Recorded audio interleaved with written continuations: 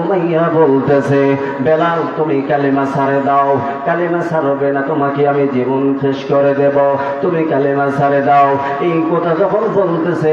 হযরতে বেলাল রাদিয়াল্লাহু তাআলা আনহু বলতেছে, আমি জীবন দিয়ে দেব, তারপর আমি কালেমা ছাড়া দেব না, আমি কালেমা ছাড়ব না। হযরতে বেলাল রাদিয়াল্লাহু তাআলা আনহু এরকম ভাবে যখন কালেমা ছাড়ে না, কালেমা ছাড়ে না, তাকে এমন ডাং মার শুরু করে দিয়েছিল, এমন ভাবে মারপিটি শুরু হয়ে গেছিল। মরুভূমি এলাকার মধ্যে এমন ভাবে শুরু হয়ে গেছে, মরুভূমি এলাকার মধ্যে তার উটির মধ্যে যখন রশি লাগাইয়া দিয়া হযরতে বেলাল রাদিয়াল্লাহু তাআলা আনহুর গলার মধ্যে দড়ি লাগাইয়া দিয়া গোটায় মরুভূমি এলাকা ঘুরে নিয়ে বেড়াইতেছে, বলেন নাউযুবিল্লাহ। তারপরেও ঈমান ছাড়ে নাই, ঈমান ছাড়ে নাই, ঈমান ছাড়ে নাই। তারপরও বলতেছে আমি ঈমান ছাড়ব না, আমি ঈমান ছাড়ব না। হযরতে বেলাল রাদিয়াল্লাহু তাআলা আনহু তিনি কালেমা ছাড়েন নাই, বলেন সুবহানাল্লাহ। এরকম ভাবে যখন প্রতিদিন উমাইয়া প্রতিদিন মারতে থাকে, কিন্তু মারতে থাকে, তার শরীর থেকে রক্ত প্রবাহিত হচ্ছে, রক্ত প্রবাহিত হয়, গোটা শরীর থেকে যখন রক্ত প্রবাহিত হয়, মানুষটাকে যখন ঘোড়ার মধ্যে দিয়ে গোটা এলাকার মধ্যে যখন বালুর মধ্যে উত্তপ্ত বালুর মধ্যে যখন নিয়ে যায়, ওই সময়ের মধ্যে নিয়ে যাওয়ার কারণে শরীর দেখে রক্ত মাংসগুলো সব সেটকে চলে যায়। এই পোষা বেলাল, এই বেলালকে তখন কি করা হইল? নামাজ তো ছাড়ো কি বেলাল, তুমি কি ইবাদত বন্দুকে ছাড়বে না? উমাইয়া বলতেছে, ও বেলাল তুমি তাড়াতাড়ি ছেড়ে দাও, তোমার কালেমা ছেড়ে দাও, যদি কালেমা ছেড়ে না দাও তাহলে তোমার ব্যবস্থা আমি পুনরায় আবার করব। এরকম ভাবে যখন বলতেছে, যখন উমাইয়া কি করল, উটের ঘরের মধ্যে তাকে রাখা হইল, যাতে করে ইবাদত বন্দুকে রাত্রের মধ্যে কোরআন তেলাওয়াত, রাত্রের মধ্যে নামাজ কালাম কোনোটাই করতে না পারে। এই জন্য সবসময়ের জন্য তাকে কি করা হয়েছিল, ওই উটের ঘরের মধ্যে যখন রাখা হয়, আল্লাহ তাআলার দরবারে বেলাল রাদিয়াল্লাহু তাআলা বলতেছে, আল্লাহ উটের ঘরের মধ্যে আমাকে রেখে দিয়েছে, আল্লাহ আমি যাতে ইবাদত করতে না পারে এই কারণে আমাকে রাখা হচ্ছে। তখন ওই ঘরের মধ্যে উট গেলে আল্লাহ তাআলার পক্ষ থেকে সারা রাত চলে যায়, কিন্তু হযরতে বেলাল রাদিয়াল্লাহু তাআলা ইবাদতের কোনো সমস্যা করে নাই, বলেন সুবহানাল্লাহ। হযরতে বেলাল রাদিয়াল্লাহু তাআলা তিনি ইবাদত করে গুনগুন করে নামাজ পড়ে আল্লাহর কাছে ক্ষমা চাই। আবার ডান মারছে যখন শুরু হয়ে গেল, গোটা শরীর থেকে রক্তাক্ত হচ্ছে, গোটা পচা শরীর হয়ে যাচ্ছে আহাত করে, কিন্তু যখন ঈমান ছাড়ে না তখন তাকে এমন মারপিট আবার শুরু করে দিল। কিছুক্ষণের মধ্যে হযরতে আবু বকর সিদ্দিক রাদিয়াল্লাহু তাআলা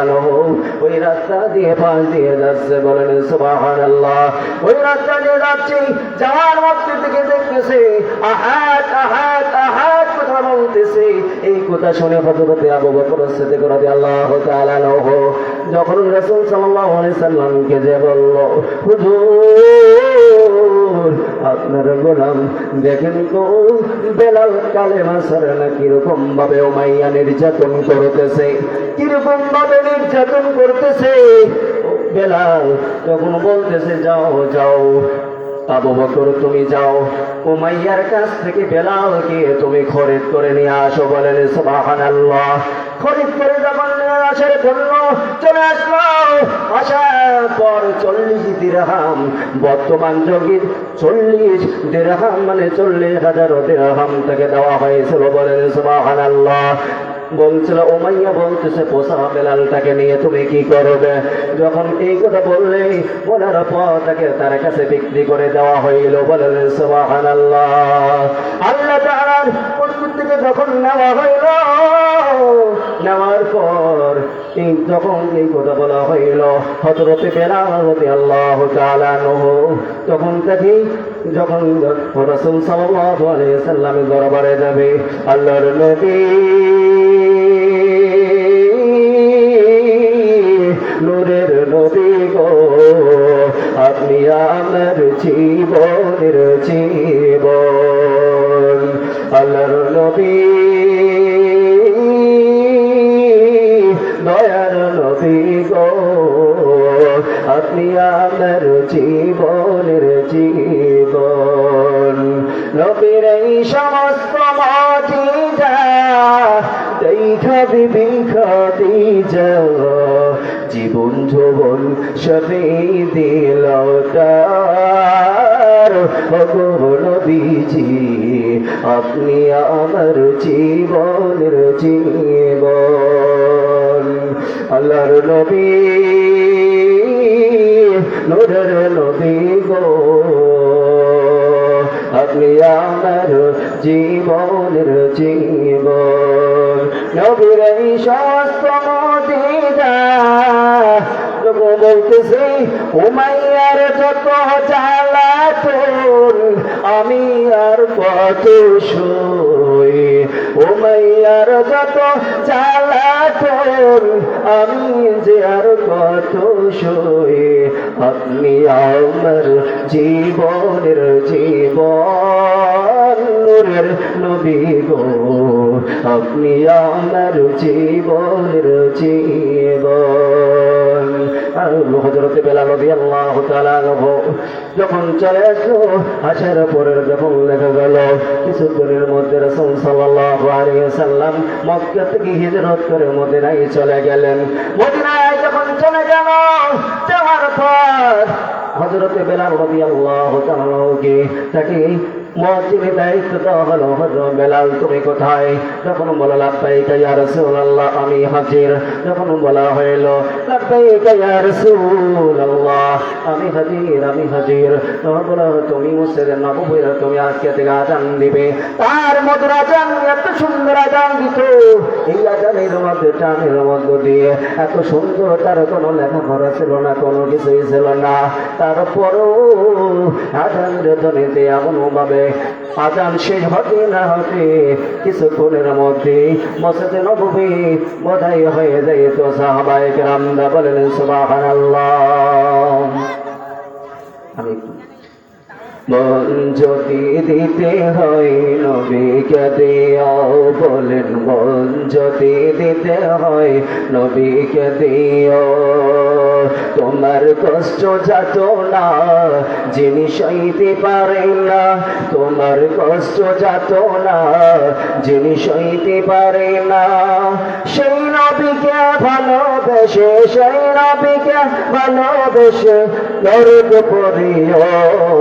মন যদি দিতে হয় নবীকে দিও তুমি মন যদি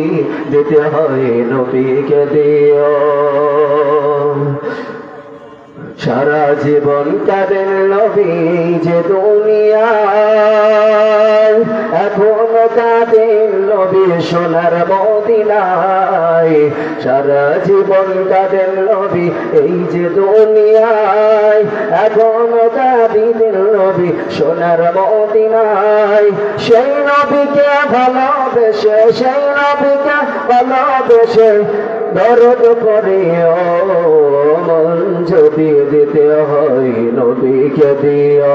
বলেন প্রাণ যদি দিতে হয় নবীকে দিও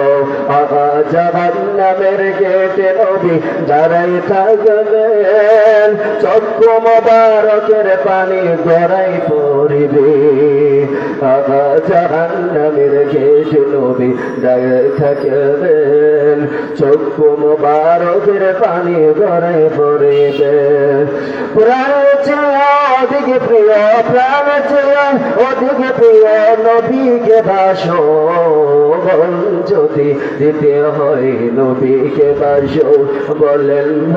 যদি দিতে হয় নবীকে বাসো সাকারাতের বিছানাতে কি যে যন্ত্রণা সাকারাতের বিছানাতে কি যে যন্ত্রণা, সাধু সমুদ্রের পানি দিল তৃষ্ণা মেটে না। সাকারাতের বিছানাতে কি যে যন্ত্রণা, সাধু সমুদ্রের পানি দিল তৃষ্ণা মেটে না। সেই নবীকে ভালোবেসে, সেই নবীকে ভালোবেসে দরুদ পড়ে মন যদি দিতে হয় নবীকে দিও, বলেন প্রাণ যদি দিতে হয় নবীকে দিও। বলেন মারহাবা, আরো জোরে বলেন মারহাবা।